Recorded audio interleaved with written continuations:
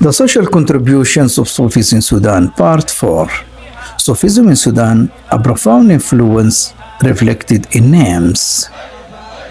Dear audience, this is Part 4 of our presentations to the social roles that have been played by Sufis in Sudan. And for this, I would like to welcome you to go further in our presentations to the social roles that have been played by Sufis across times, across different places. In our previous sessions and episodes, we explored the significant role of Sufis in shaping the geography of Sudan, founding villages, nurturing the growth of towns in the country, and bridging and building bridges of reconciliation across individuals, families, communities, and tribes. We also highlighted their lasting impact in sustaining social cohesion and harmony.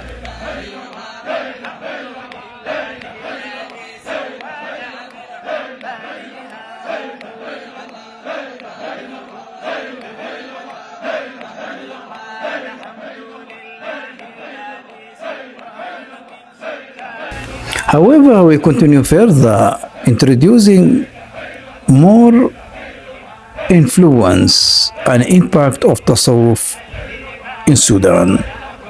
I'm speaking here in terms of the social contributions of the Sudanese Sufis.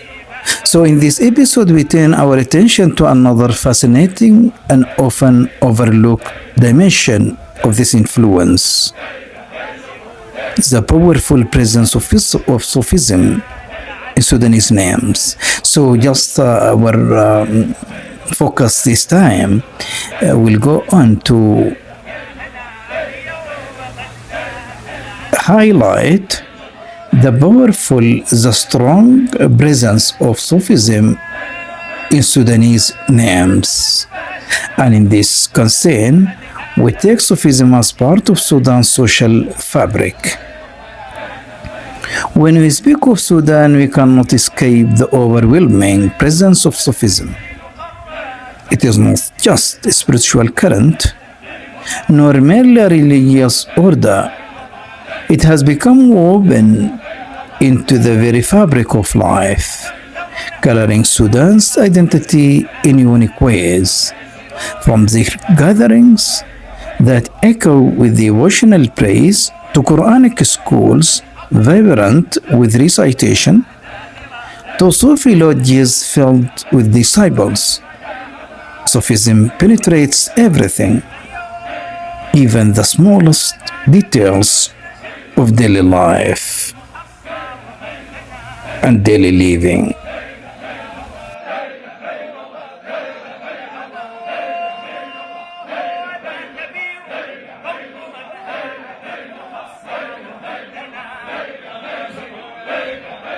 Moreover, when we look closer, we find that the most enduring testimony to this presence is not only in the shrines or gatherings, but in something deeply personal and lasting: the names that Sudanese families carry generation after generation.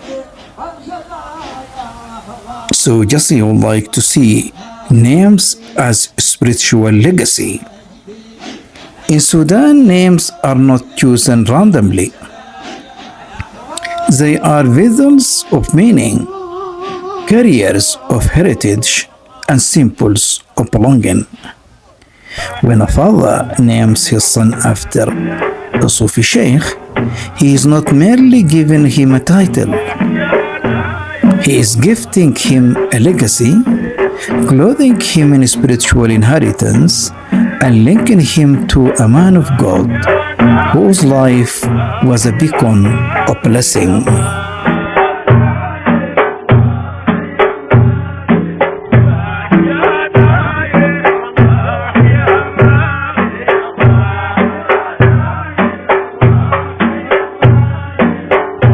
Across Sudan, we encounter names such as Al-Hamim, Bannaga, أحمد الطيب، التياني، المرقني، مكاشفي، حمد النيل، السماني، سر الختم، عبد المحمود، الكباشي، يوسف، الريح، الهندي، الإدريسي، البدوي، الدسوقي، الرفاعي.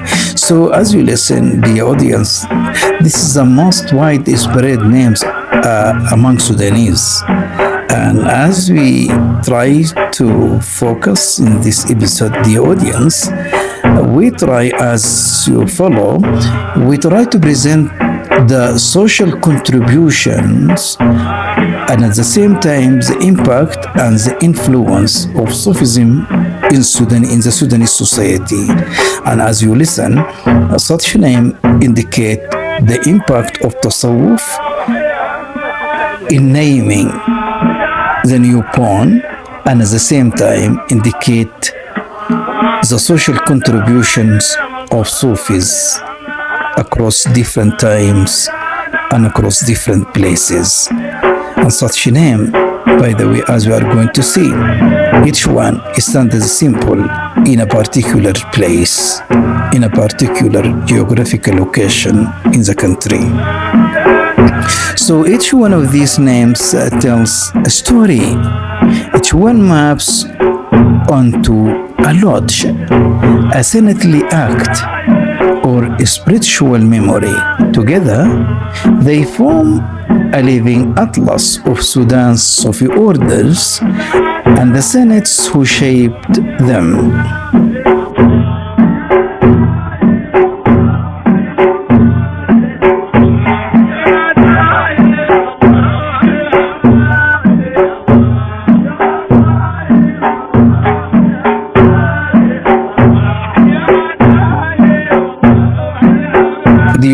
I would like to reminding you that I'm presenting the social contributions of Sudanese Sufis.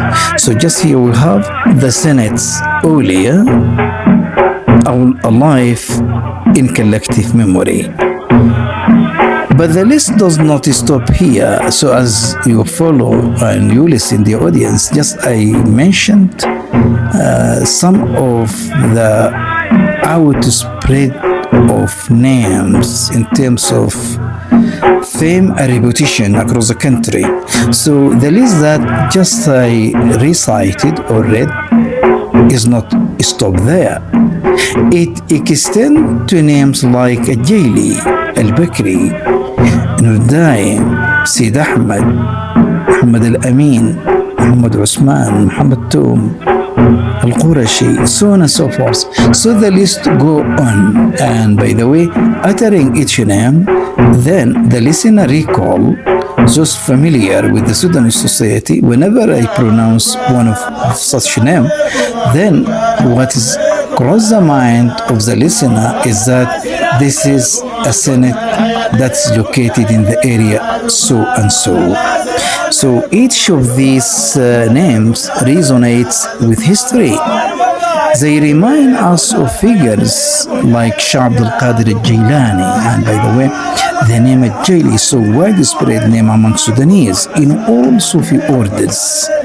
And as you know, and as the history of Tasawwuf in the Islamic world, inform that Shah Abdul Qadir al-Jilani is one of the greatest and the four poles and qutb of Tasawwuf in the Islamic world.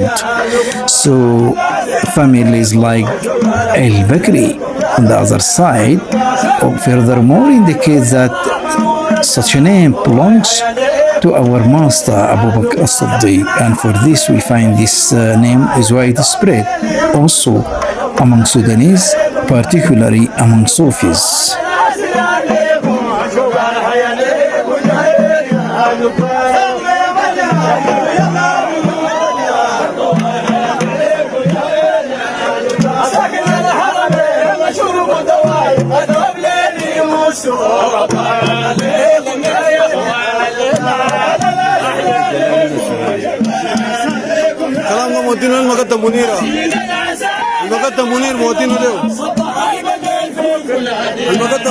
So these names, by the way, the names of the Sufis is not confined only to villages nor rural areas. It is there in the urban cities, and for this I have presented in a previous episode that Sudanese Sufis have greatly contributed in the establishment and the foundation of many villages and cities. And among the cities that I have stated in the capital, Khartoum, by the way, we find that such is a pair like Tuti, Hillet Hamad, Khojalab. These names, by the way, attributed to the noted famous awliya, and that is Sheikh Hamad Marium, the founder of Hillet Hamad, which is part of Khartoum Bahri, and at the same time we have Tuti, we have Khojalab attributed to Sheikh Khojali Abu Jaz. So as I told, naming cities, naming towns, naming villages is not confined only to rural areas. And Sufis, as I told, have their contribution in the establishment of these cities, of these villages across different parts of the country.